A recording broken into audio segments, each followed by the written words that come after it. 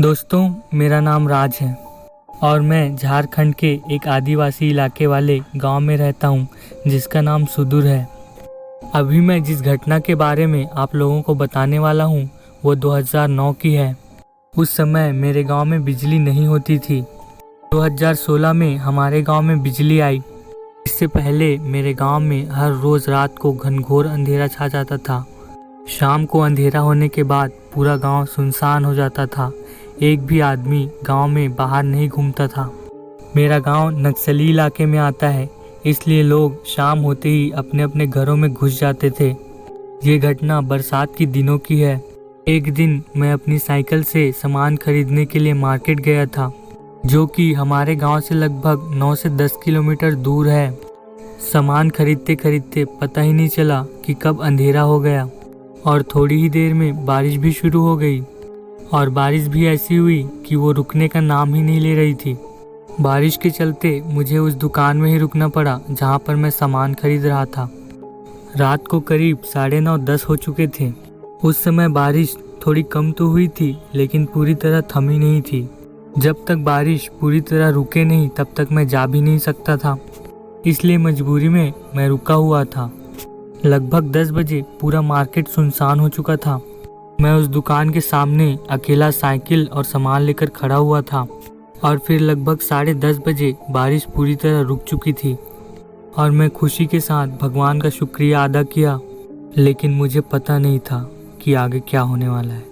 बारिश रुकते ही मैं घर जाने लगा था, लेकिन रास्ते में कीचड़ और पत्थर के कारण मैं ज़्यादा स्पीड में साइकिल नहीं चला पा रहा था। ऊपर से एक हाथ में टॉर्च और एक हाथ में साइकिल की हैंडल थी। कुछ दूर जाने के बाद मेरी नसीब ने मुझे दगा दे दिया और मेरे साइकिल का टायर फट गया। लगभग 1 से 2 किलोमीटर आगे जाने के बाद ही मेरी साइकिल का टायर फटा था। मेरे पास और कोई चारा नहीं था साइकिल और सामान को चलकर ले जाने के सिवाय। और इस तरह मुझे लगभग 11:30 हो चुके थे और अभी भी मैं अपने घर नहीं पहुंचा था।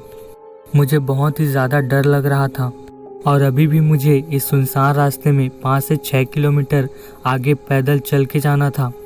अभी गांव तक का रास्ता पूरा जंगल से होकर गुजरता था और अचानक से मुझे कुत्ते के रोने की आवाज़ आती है। और जैसे ही कुत्ते की आवाज़ मेरी कानों में पड़ती है, मैं डर के मारे अपने टॉर्च छोड़ देता हूँ और वो नीचे गिर जाती है।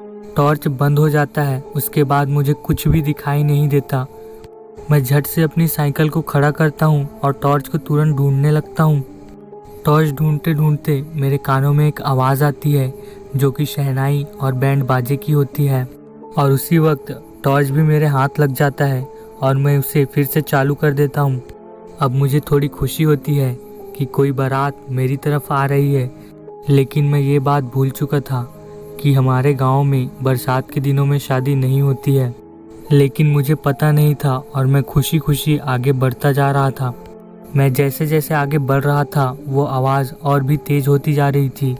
थोड़ी दूर चलने के बाद पूरी बारात मेरे सामने आ गई और मैं अभी तक तो पूरी तरह खुश था। और जैसे ही मैंने टॉर्च को बारात की तरफ मोड़ा, मेरी आंखें फटी की फटी रह गई। पैरों तले ज़मीन खिसक चुकी थी। मैंने देखा कि बारात में जितने भी लोग हैं, कई लोगों के सिर नहीं है, कई लोगों के पैर नहीं है, कई के तो हाथ भी नहीं है, और वो फिर भी चलकर मेरी तरफ आ रहे थे।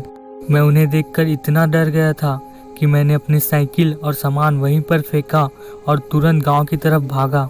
वहाँ से मेरे गांव का रास्ता लगभग 2 किलोमीटर का था और उस रास्ते को मैंने लगभग 10 से 15 मिनट में ही क्रॉस कर दिया था। भागते भागते मैं इतना थक चुका था कि मेरे सामने अगर कोई आ जाता तो मुझे तुरंत ही दिल का दौरा भी पड़ सकता था।